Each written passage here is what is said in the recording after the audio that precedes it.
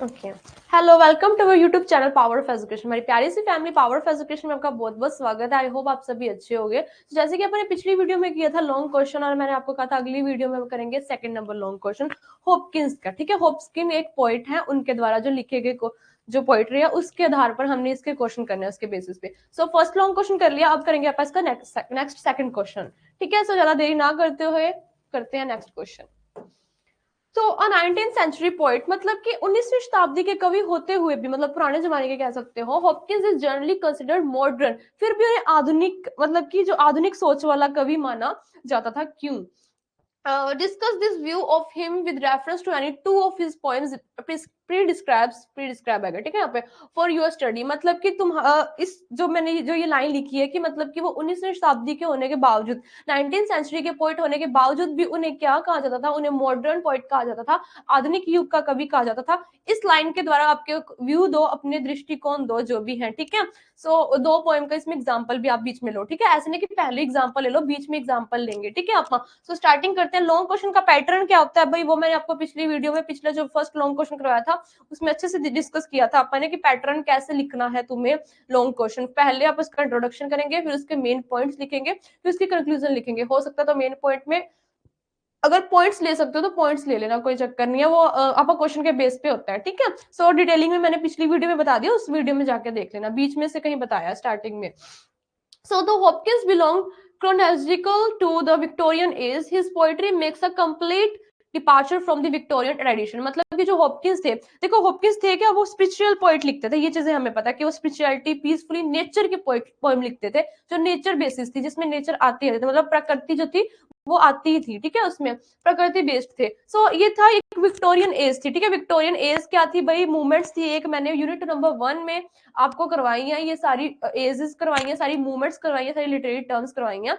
सो वो जाके देख लो यूनिट 1। सो वो अच्छे से देखोगे तो आपको ये विक्टोरियन ट्रेडिशन क्या है ये अच्छे से समझ उसमें आएगा, ठीक है। सो इसमें तो आप लॉन्ग क्वेश्चन में जितना दिए उतना ही करेंगे। सो जो ये आपके पोइट थे, ये पोइट जो थे आपके विक्टोरियन एज से संबंधित, उस टाइम विक्टोरियन एज के पोइट थे, इसलिए यहाँ पे ये ज्यादातर विक्टोरियन एज के बारे में, विक्टोरियन मूवमेंट्स के बारे में ही लिखते थे, ठीक है। ये इंग्लैंड की एक मूवमेंट थी, okay. His interest in poor and suffers, his psychological conflict, his optimisms, and even his obscurity all seem to make him a contemporary of Eliot and the latter years and the early Eden। अब इसका क्या मतलब है? इसका मतलब ये है कि जो वो पोइट थे वो ज्यादातर, मतलब कि गरीब जो नॉर्मल लोग होते हैं, मिडिल क्लास से नीचे कह सकते हैं, मिडिल क्लास वाले लोग होते हैं, सिर्फ उनके बारे में, उनकी जिंदगी के बारे में लिखते थे, ठीक है। उनका इंटरेस्ट इनमें सबसे ज्यादा था। और मनोवैज्ञानिक, साइकोलॉजिकल का मतलब होता है मनोवैज्ञानिक, कन्फ्लिक्ट्स का मतलब होता है बाधाएं कह सकते हो, या कह सकते हो कंफ्यूजन क्रिएटिंग, साइकोलॉजिकल जो कंफ्यूजन है उनको दूर करते थे, कहने का मतलब। And his optimism and his obscurity all seem to make him a contrary of islet. मतलब कहने का मतलब कि उनका जो ऑप्टिमिज्म था, उनका जो बोलने का तरीका, उनका जो नया एक रुख था समझाने का, लोगों को चीजें समझाने का, वो एक ऐसा था कि मतलब कि जो आसपास की जो दुनिया है वो जो चीजें करती थी, या वो भी कोई चीजें करती, कोई भी प्रक्रिया या कोई भी क्रियाकलाप, जिसको हिंदी में वर्ड यूज किया गया, कोई भी एक्टिविटी करते थे, तो वो चीज उसमें अपने आप ही इंटरेस्ट अपा लेते थे। इस तरीके से वो अपनी पोइम क्रिएट करते थे कि मतलब ना नॉर्मल जो सच है ना उसके बारे में बताते थे, नॉर्मल जिंदगी के बारे में ज्यादा बताते थे, ठीक है। ज्यादा मतलब कि उतार चढ़ाव नहीं, बढ़ा चढ़ा के भी नहीं बोलते थे, और बिल्कुल सैड भी नहीं करते थे बंदे को, ठीक है। और नेक्स्ट है of islet and later years and early ईयरडन, ठीक है। मतलब कि स्टार्टिंग वाली अर्डन्स, प्रारंभिक अर्डन का मतलब जो स्टार्टिंग में जो आपका क्रिटेरिया चला है वो, और जो आपकी एंडिंग है वो बिल्कुल इजी तरीके से अच्छे से कराते थे उस टाइम पे, ठीक है। ही वॉज अ प्रीनियर वर्क, हो रब्बा मेरे,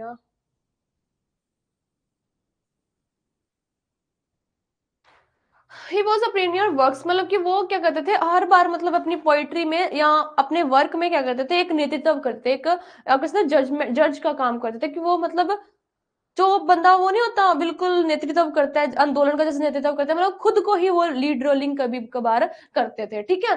या तो फिर भी वह ध्यान देने योग्य बात है कि अपने जीवन काल में हॉपकिंस ने कठिनाइयों से कोई कविता प्रकाशित नहीं की है। मतलब कि उनको कोई भी डिफिकल्टीज इतनी नहीं आई है, वो बिल्कुल मतलब सीधे साधे बंदे थे, जो सच है उसको बोलना, ठीक है, ज्यादा घुमा फिरा के बात ना कहना, बिल्कुल स्पष्ट रूप से बात कहने वाले बंदे थे, ठीक है। It is worth nothing that Hopkins hardly published any of his poetic work during his life time, ठीक है, ये तो अच्छे से समझ आ गई होगी।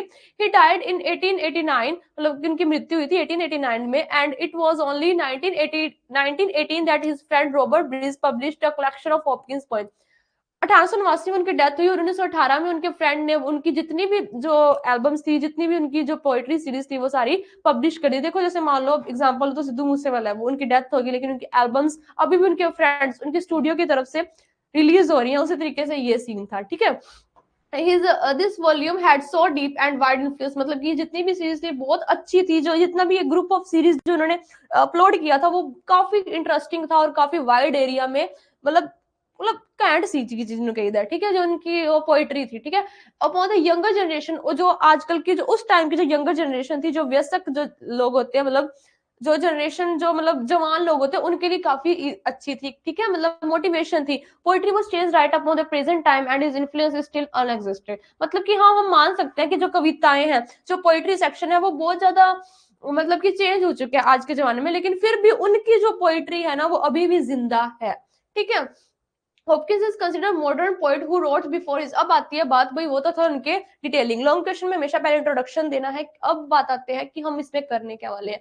क्वेश्चन था कि उनको मॉडर्न पोएट क्यों कहा जाता था, कि जो हॉपकिंस उनको कंसिडर किया गया, कंसिडर का मतलब होता है उनको मानना या उनको लिया गया किसके रूप में, मॉडर्न पोएट, मतलब आधुनिक कवि के रूप में, who wrote before his time, कि उन्होंने अपने जो टाइम से मतलब कि उन्होंने अपने टाइम जो वो उन्होंने लिखा ना, टाइम से पहले का, बिफोर अपॉन टाइम का मतलब ये होता है कि उन्होंने जो लिखा वो आगे आने वाले फ्यूचर के लिए काफी कुछ लिखा, मतलब अपने समय से, अपने प्रेजेंट टाइम से काफी आगे चलते थे, ठीक है। The fact is that Hopkins was not a man of his age but a man such advance of his age, कहने का मतलब ध्यान से सुनना, कई बच्चे आप देखोगे कई ऐसे होते हैं जो ना मतलब कि अपनी एज से ज्यादा अच्छी बातें करते हैं।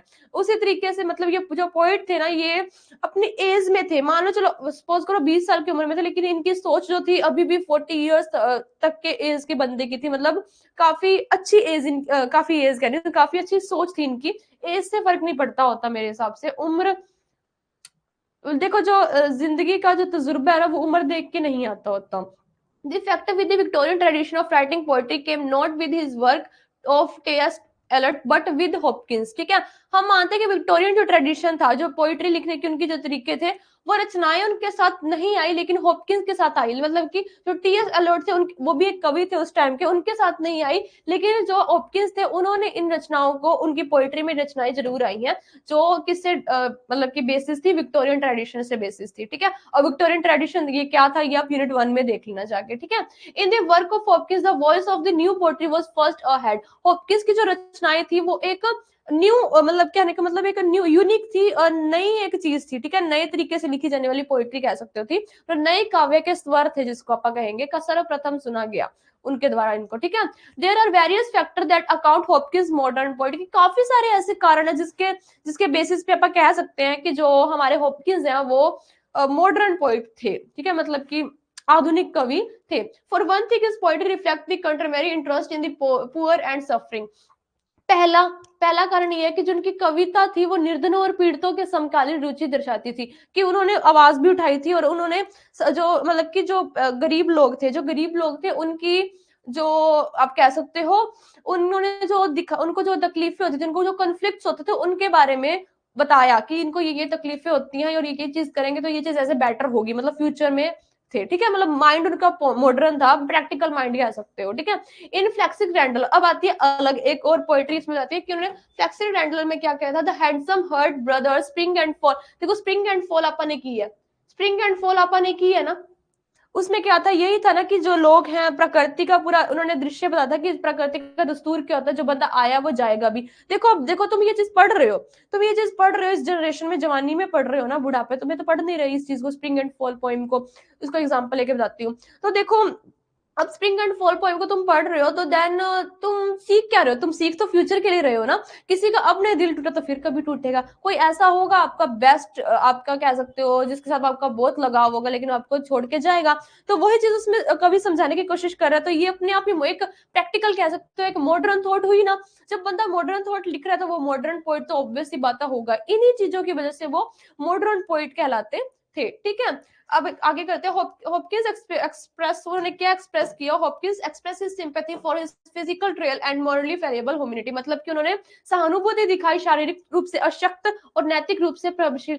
वाहेगुरु वाहेगुरु, मैं बताती हूँ आपको इससे सिंपल लैंग्वेज में। हॉपकिंस थे, उन्होंने एक्सप्रेस किया, मतलब उन्होंने शो की कि क्या चीज, हिज सिंपैथी मतलब सहानुभूति for physical trail and morally fallible humanity, मतलब इंसानियत में, इंसानियत के रूप में, इंसानियत क्या चीज है उनको शारीरिक रूप में और स्पिरिचुअल रूप में बताने के लिए, कि मतलब कि हम अंतरात्मा और आत्मा से जो इंसानियत है वो कैसे शो कर सकते हैं, ये चीज उन्होंने इस चीज के बारे में बताया। और सहानुभूति जताई थी उन्होंने लोगों के तरफ, ठीक है, जो लोग कॉन्फ्लिक्ट्स में थे, मतलब कैसे होता है, मुसीबतों में थे। The quality of obscurity in Hopkins poetry places him among the modern poets, ठीक है, वही चीज वापस वही लाइन दोबारा आई है, ठीक है। His unusual circumstance a conflict with in him, his dealing with the unfamiliar ideas, his poetic theory that was responsible for his strange technique, मतलब कि ना वो एक ना ऐसी टेक्निक अपनाते थे, वो एक ऐसी मॉडर्न टेक्निक अपनाते थे कि देखो अब कोई ऐसी मूवी आ जाए, स्पेस की कोई मूवी आ जाए, तो वो अपने लिए एक मॉडर्न मूवी है ना, तो वो एक ऐसी टेक्निक अपनाते थे कि भाई बंदा देख के हैरान हो जाता था कि यार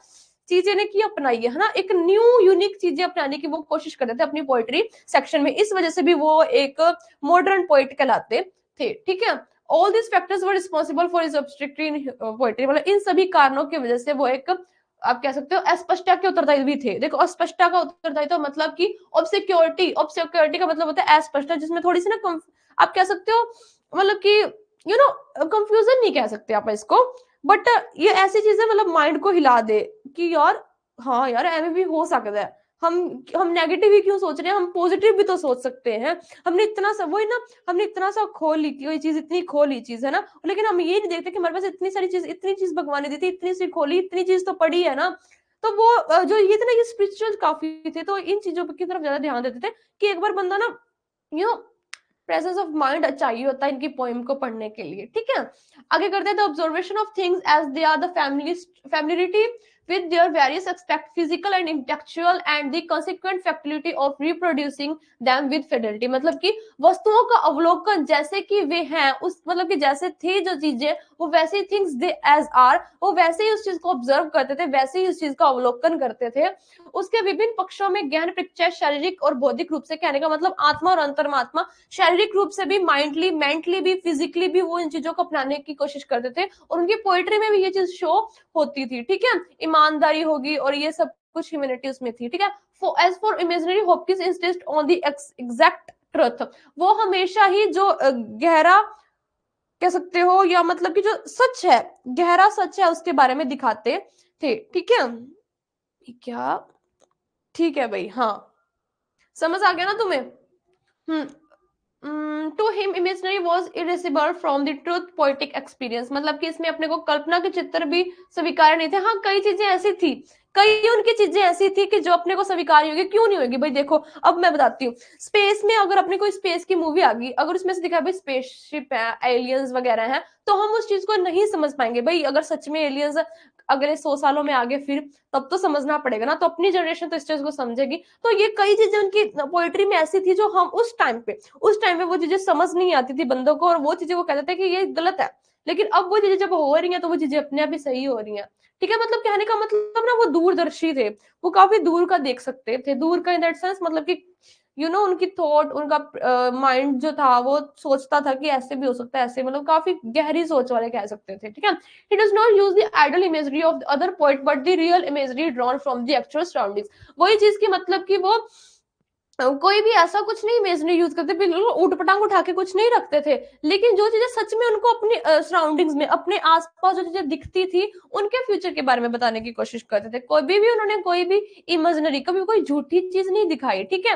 इन the video were the image of trainer of the scatter of a plug share of dying embers for fire are all real and concrete, मतलब कि उन्होंने जो अपनी पोएट्री में, इस पोएट्री में जो चीज दिखाई है वो बिल्कुल सच साबित हुई है आगे, ठीक है। जो उन्होंने फायर और मतलब कि जितनी भी खेत जोतने वाले, बुझते हुए अंगार, इन सब की जो कल्पनाएं की थी वो सच में है, ठीक है। वो सच में वो चीजें क्रिएटिंग हुई, ठीक है। अब इस कैप पर इंटरेस्ट क्या होता है भाई, मैंने बिल्कुल बिल्कुल आपको अच्छे से पिछली वीडियो, पिछली क्या एक मूवमेंट करवाई थी, लिटरेरी टर्म्स करवाई थी मूवमेंट से पहले, सॉरी, उसमें बहुत अच्छे से करवा रखा है। अब थोड़ा ओवरऑल थोड़ा सा बताऊंगी, ठीक है। इस स्कैप और इंटरेस्ट क्या होता है, एक वर्ड लिया जाता है, वो वर्ड दूसरी किसी घटना को मतलब कि शो करता है, उसको पूरा एक्सप्लेन करना है। कहने का मतलब पिछली वीडियो में मैंने आपको लिया था सुकून, तो सुकून वर्ड को जो है किसी के लिए कोई भी कर सकता है। सुकून वर्ड है, जैसे इसको अगर अपने को एक्सप्लेन करना होगा, कोई कहेगा मम्मी पापा का परिवार, प्यार कह सकते हो, कोई कहेगा मम्मी मेरी मम्मी, कोई पापा, कोई कुछ भी कह सकता है भाई, वो अपने आप की सोच है,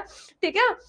तो वो इंस्कैप और इंटरेस्ट वर्ड है, इसके लिए इसमें इसका लिटरेरी टर्म्स का बहुत ज्यादा यूज किया था हॉपकिंस ने। भाई अगर एग्जाम में क्वेश्चन आ गया कि होप जो इंटरेस्ट और इंस्कैप का जो क्वेश्चन है, मतलब कि जो ये लिटरेरी टर्म है, ये सबसे ज्यादा यूज किसने किया है, तो ये जब सबसे ज्यादा यूज आपकी ये जो वर्ड है, ये सबसे ज्यादा आपका यूज किया गया है हॉपकिंस द्वारा सबसे ज्यादा वर्ड ये यूज किया गया हॉपकिंस की पोइट्री में, ठीक है। ये चीज याद रखना। The conception of interest arises from the realisation for the artist a more vague impression of a natural beauty is unsatisfactory. कहने का मतलब जो ये वर्ड इन्होंने यूज की, जो लिटरेरी टर्म इन्होंने यूज की, इतनी बेस्ट इन्होंने ये यूज की थी ना भाई, कि मतलब कि ये अपनी पोइट्री में काफी डिटेलिंग में उस चीज को देखते थे, और नेचर की चीजों को, स्पेशली नेचर की चीजों को ये बहुत बेटर तरीके से दिखाते थे कि वो चीजें ना देखने में ना एकदम से यू नो मतलब कैंट लगती सी वो चीज, सीधी सी बात है, कैंट वधिया लगती सी, ठीक है वो चीज। अब आते हैं आगे।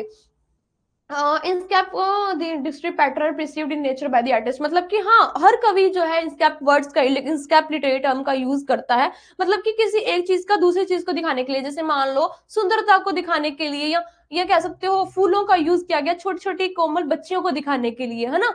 जैसे तितलियों का यूज किया गया आजकल की, आप कह सकते हो पापा की परियों को दिखाने के लिए, या कुछ भी कह लो, भी तितलियों का यूज किया गया कि एक मासूम दिल की लड़कियों को दिखाने के लिए, वो चीज, ठीक है, समझ सकते हो आप। इंटरेस्ट, ये ठीक है, instress is the effect of the artist mind of the lines the terms scape and instress, ठीक है। ये चीज बिल्कुल अच्छे से मैंने आपको डिटेल में करवा रखी है, उसमें जाके देखना।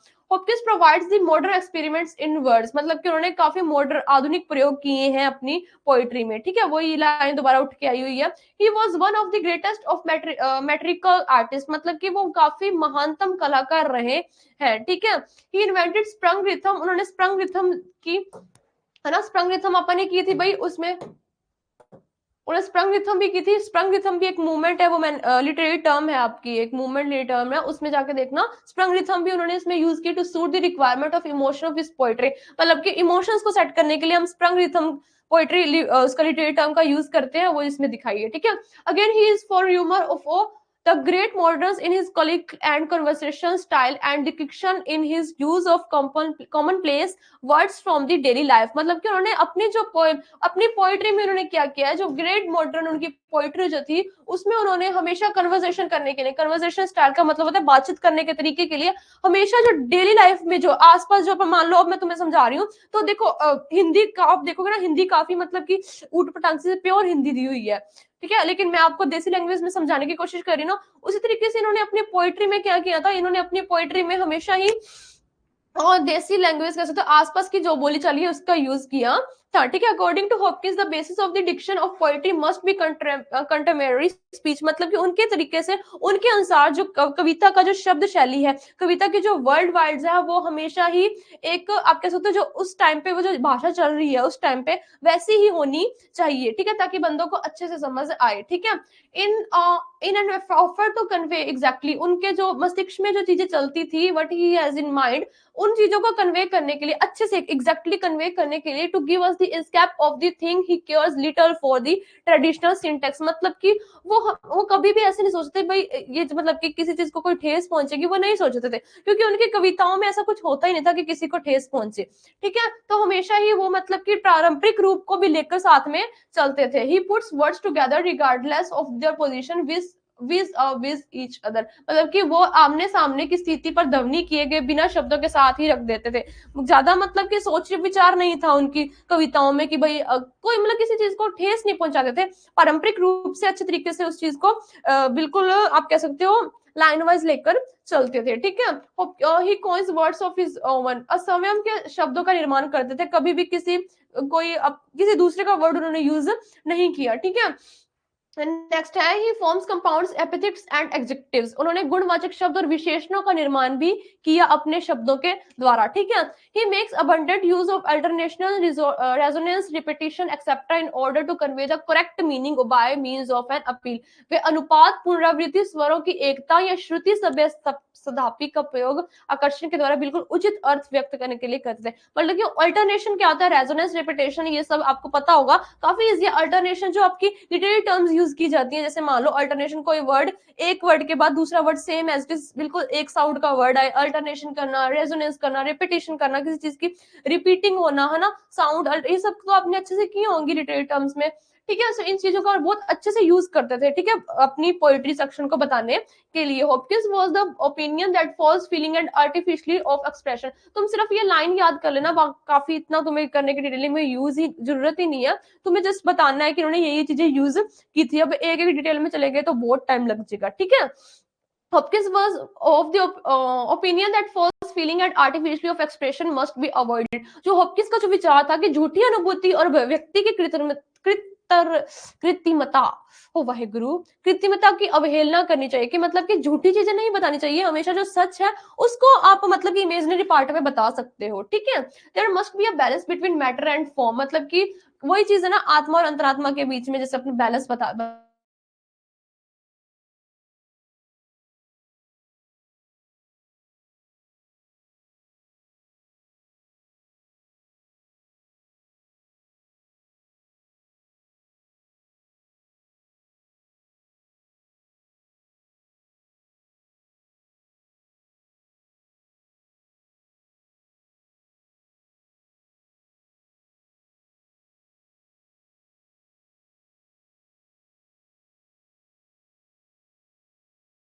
Explanation for his oven personality, कहने का मतलब, लेकिन फिर भी चलो ये बात फिर भी हम मान लेते हैं, ठीक है। स्टार्टिंग में अपन एक बात की थी, स्टार्टिंग में मैंने कहा था ना, वो अपनी एज से भी ज्यादा बड़ी बातें करते थे, अपनी एज से ज्यादा वो अच्छी पोइट्री सेक्शन करते थे, ठीक है।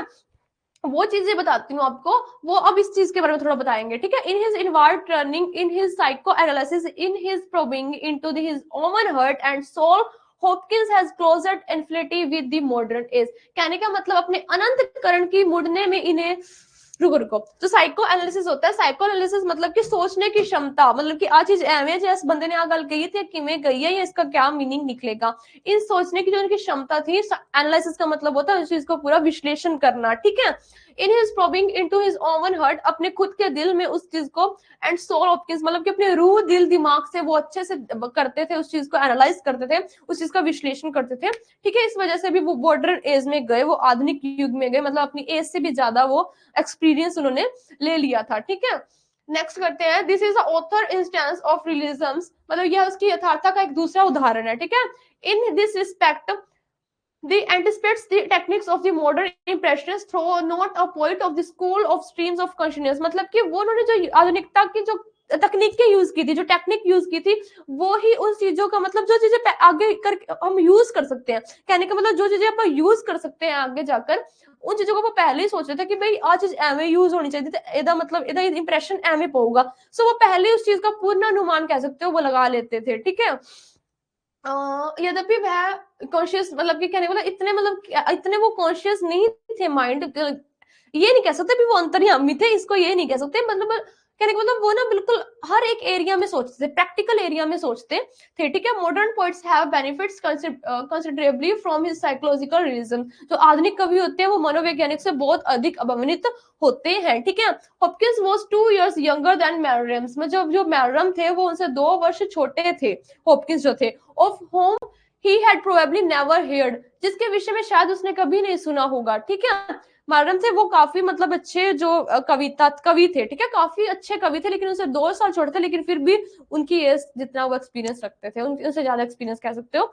मैररम believed that poems were made with words not with ideas, and wrote that everything the in the world exist to the end in book. Mallarmé के जो विचार थे ना वो यही थे कि कविता जो है कोई आइडियाज वगैरह नहीं होती, कोई फीलिंग्स नहीं होती, बस शब्दों का एक ग्रह होता है, शब्दों का एक घर होता है। लेकिन देखो जो हॉपकिंस की पोएम आपने पढ़ी है, कितनी कैंट पोएम है, कितनी वधिया पोएम पढ़ी है ना आप, जो हॉपकिंस जी आप पोएम पढ़ी वो कितनी मतलब दिल को छू जाने वाली पोएम्स है। और फिर भी मैररम के जो मैररम भी एक कवि थे, लेकिन फिर वो हॉपकिंस से 2 साल छोटे थे, लेकिन उनकी एज अब खुद डिफरेंस कर सकते हो, उनकी थॉट में कितना फर्क था, उनकी एज के अकॉर्डिंग, है ना, which recalls Hopkins transforming the inscape of the world into the inscape of poetry, जो हॉपकिंस के संसार में विशिष्ट रूप को कविता स्वरूप में रूपांतर के लिए याद दिलाता है, वही चीज जो मैंने आपको बताई है, ठीक है। Both poets were lovely innovators and explorer of the universe of language, हाँ दोनों कवि जो थे वो काफी अच्छे एक मतलब कि यूनिवर्स को शो करने के लिए काफी अच्छे एक पोइट माने जाते हैं। In ultimate matters they were very different of course, हाँ मान सकते हैं कि वो मतलब कि एंड में जो रिजल्ट निकालते थे वो अलग निकालते थे, वो एक दूसरे से बिल्कुल उनके थॉट्स बिल्कुल अलग थी। निश्चित रूप से madam turn poetry into religious, जो मैडम थे जो पोएट्री को हमेशा धार्मिक रूप में लेके जाते थे, ठीक है, which Hopkins would have found a बेल्शियमस or if not intelligent notion, लेकिन जो थे ना जो वो थे हॉपकिंस उसको अधर्मी नहीं कह सकते आप, गॉड मानते थे, गॉड की परंपराओं को कम लेके चलते थे जो हॉपकिंस थे हमारे, ठीक है।